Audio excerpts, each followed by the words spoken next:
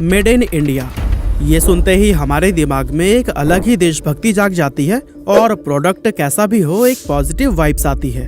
लेकिन अगर मैं यह कहूँ कि मेड इन इंडिया के नाम पर हमारा काटा जा रहा है तो आपको शायद दुख तो होगा ही। पर इसी शब्द का ही इस्तेमाल टू व्हीलर ईवीज बनाने वाली ज्यादातर भारतीय कंपनियां हमें उल्लू बनाने के लिए कर रही हैं, क्योंकि मेड इन इंडिया के नाम पर हमें चाइना का माल चिपका दिया जाता है। तो फिर चलिए हम पूरे प्रूफ के साथ जानते हैं ईवी रेवोल्यूशन के इस डार्क साइड को। दोस्तों, इंडिया में इस time Bajaj Auto, TVS, Ola Electric, Tata Motors, Hero Electric और ओकिनावा जैसे करीब 380 इलेक्ट्रिक व्हीकल मैन्युफैक्चरर हैं। और इन मैन्युफैक्चरर्स में तो कई सारे ऐसे नाम शामिल हैं जिन्हें कि आपने पहले कभी सुना भी नहीं होगा। लेकिन इसके बावजूद भी ये कंपनीज बहुत ही कॉन्फिडेंस के साथ काफी बड़ी संख्या में अपनी ईवीज मार्केट में लॉन्च कर रही हैं। अब सवाल ये उठता है कि आखिर क्या वजह है कि बिल्कुल नई कंपनीज भी भारत के ईवी सेक्टर में धड़ल्ले से एंटर कर रही हैं, और क्यों कोई भी आईसीई बेस्ड व्हीकल बनाने में इंटरेस्ट नहीं दिखा रहा। आईसीई बोले तो इंटरनल कंबस्शन इंजन, जो कि अभी तक हम आम तौर पर अपनी लाइफ में यूज करते आए हैं।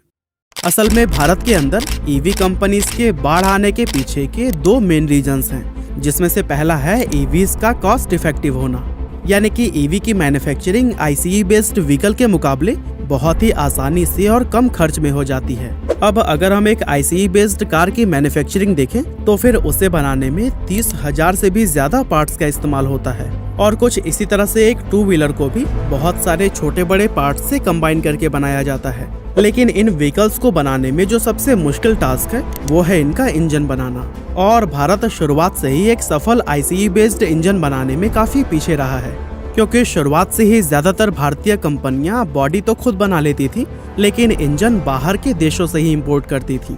यहाँ तक कि भारत के टॉप कार या फिर बाइक मैन्युफैक्चरर जैसे टाटा, महिंद्रा और हीरो ने भी अपनी शुरुआत बाहर के देशों से ही इंजन इंपोर्ट करके की थी। और 1984 में जो हीरो ने जापानी कंपनी होंडा के साथ हाथ मिलाया था वो भी इंजन के लिए ही था। हालांकि आज के टाइम पर ऐसा नहीं है कि इंडिया में इंजन बनाया ही नहीं जाता, लेकिन एक सच्चाई ये भी है कि भारत की बहुत कम कंपनीज ऐसी हैं जो कि एक हाई क्वालिटी इंजन बनाने में कामयाब हुई हैं। और यही वजह है कि काफी सालों से हमने आईसीई बेस्ड कार बनाने वाली किसी भी नई कंपनी को इस इंडस्ट्री में एंटर करते हुए नहीं देखा।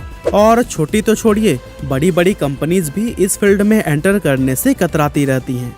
लेकिन वही इलेक्ट्रिक व्हीकल कंपनीज भारत के अंदर बहुत तेजी से पैर पसारती नजर आई हैं, और इसकी मेन वजह है कि ईवी बनाने में बहुत ही कम की कंपोनेंट्स लगते हैं। अब अगर हम इलेक्ट्रिक स्कूटर की बात करें तो उसके अंदर आमतौर पर सिर्फ 5 से 7 मेन कंपोनेंट्स का ही इस्तेमाल किया जाता है, जिसमें मोटर, बैटरी और कंट्रोलर वगैरह शामिल है। इस तरह ईवीज को बनाने में लागत तो कम आती ही है, साथ ही आईसीई बेस्ड व्हीकल के कंपैरिजन में मेहनत भी बहुत कम लगती है, और ये व्हीकल बहुत ही जल्दी मैन्युफैक्चर होकर सड़कों पर दौड़ने लगते हैं।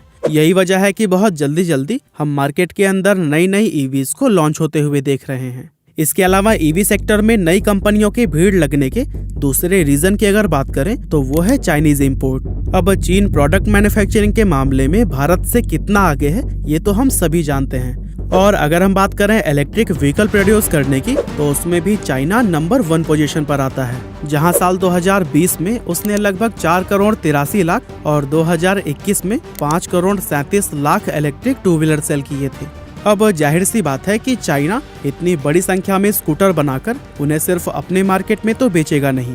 ऐसे में चाइना अपने इन ईवीज को दुनिया के और भी कई सारे देशों में एक्सपोर्ट करता है।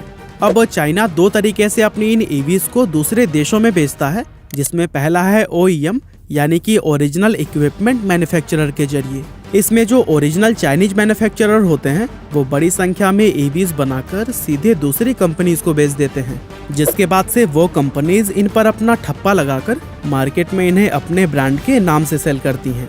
और वहीं दूसरा तरीका है कि चाइनीज कंपनी अपने खुद के ब्रांड नेम पर दूसरे देशों में अपनी ईवीज लॉन्च करती हैं। अब जब भी हम कोई चाइनीज ब्रांड नेम देखते हैं तो हमें पता होता है कि ये चाइना में ही मैन्युफैक्चर हुआ है।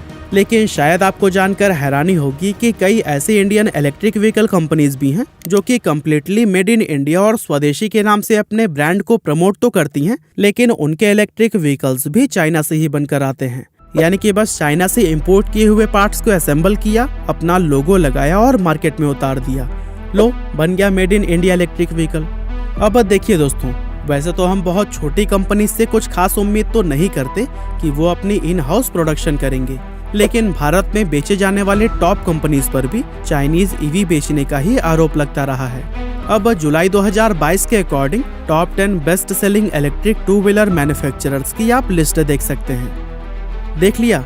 अब अगर मैं आपसे यह कहूं कि हीरो इलेक्ट्रिक और ओकिनावा जैसे रेप्यूटेड ब्रांड जो कि टॉप 2 में आते हैं, उन पर भी आरोप लगते रहे हैं कि वे अपने कुछ ईवीज चाइना की ही कंपनी से इंपोर्ट करते हैं, है ना हैरान करने वाली बात। Actually famous website auto car India के अकॉर्डिंग हीरो इलेक्ट्रिक A29 का लुक चाइना के एक स्कूटर से काफी हद तक मिलता है, बस यहाँ आपको सिर्फ कलर में चेंज देखने को मिलेंगे।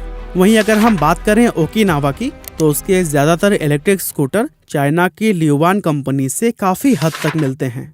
अगर हम ओकिनावा क्रूजर को देखें तो वो ल्यूवान LEV018 से काफी हद तक मिलता है, जिसकी सीट, टायर और फुल बॉडी तक सब कुछ आइडेंटिकल है। चेंजिंग के नाम पर इस स्कूटर में सिर्फ उसका कलर और व्यू मिरर ही बदला नजर आता है। अगर आप ल्यूवान की वेबसाइट पर जाकर देखेंगे तो ओकिनावा के सारे स्कूटर के ओरिजिनल पीस आपको वहां दिख जाएंगे। ल्यूवान अपने स्कूटर में कस्टमर के कंफर्ट के अकॉर्डिंग कस्टमाइजेशन का भी ऑप्शन प्रोवाइड करता है, और दोस्तों ओकिनावा की ये स्कूटर सिर्फ उसके कस्टमाइज वर्जन ही लगते हैं। इस तरह पिछले काफी समय से ओकिनावा के सारे स्कूटर्स पर मेड इन चाइना होने के आरोप लगते आ रहे हैं। यहाँ तक कि इन आरोपों पर ओकिनावा के MD जितेंद्र शर्मा ने भी सफाई दी थी, जिसमें उन्होंने कहा कि उनके स्कूटर्स की कंप्लीट इन हाउस डेवलपमेंट हुई है और ये सभी इंडिया में ही बनाए गए हैं। वैसे आपकी जानकारी के लिए बता दें कि सिर्फ यही 2 कंपनीज ही नहीं है जिनके ऊपर इस तरह के आरोप लगे हैं, बल्कि 2020 ऑटो एक्सपो में मौजूद लगभग सभी इलेक्ट्रिक टू व्हीलर ब्रांड्स के स्कूटर किसी न किसी चाइनीज ब्रांड के स्कूटर से मिलते जुलते थे। हालांकि अब ऐसा नहीं है कि भारत में चाइना का माल बेचना इनलीगल है, लेकिन इस बिजनेस मॉडल में बहुत बड़ा लूपहोल है। अब शायद आपको याद होगा कि भारत में पहले माइक्रोमैक्स, कार्बन और लावा जैसे ब्रांड चाइना से ही पार्ट्स को इंपोर्ट करके कितने बड़े हो गए थे, लेकिन फिर एक टाइम ऐसा आया कि Xiaomi, Vivo और Oppo जैसे चाइनीज ब्रांड भारत में आए और इतने कम दामों में मोबाइल ऑफर किए कि इन सभी ब्रांड्स की ही छुट्टी कर दी। और दोस्तों कुछ ऐसा ही ईवी स्कूटर्स के साथ भी हो रहा है, क्योंकि चाइना भी हमारे भारत के मार्केट को ऑब्जर्व कर रहा है, और जैसे ही ये अपना ब्रांड डायरेक्टली भारत के मार्केट में उतारेगा, सबकी छुट्टी हो जाएगी। क्योंकि डायरेक्ट चाइनीज कंपनी के मुकाबले सिर्फ वही ब्रांड ही खड़ी हो पाएंगे जो कि खुद की मैन्युफैक्चरिंग और टेक्नोलॉजी के फील्ड में काम कर रहे हैं। और दोस्तों भारत के अंदर ओला इलेक्ट्रिक, एथर एनर्जी और अल्ट्रावायलेट ऑटोमोटिव जैसे कुछ 8-10 ब्रांड्स ही ऐसे हैं जो कि भारत के अंदर सच में अपने प्रोडक्ट्स को डेवलप कर रहे हैं।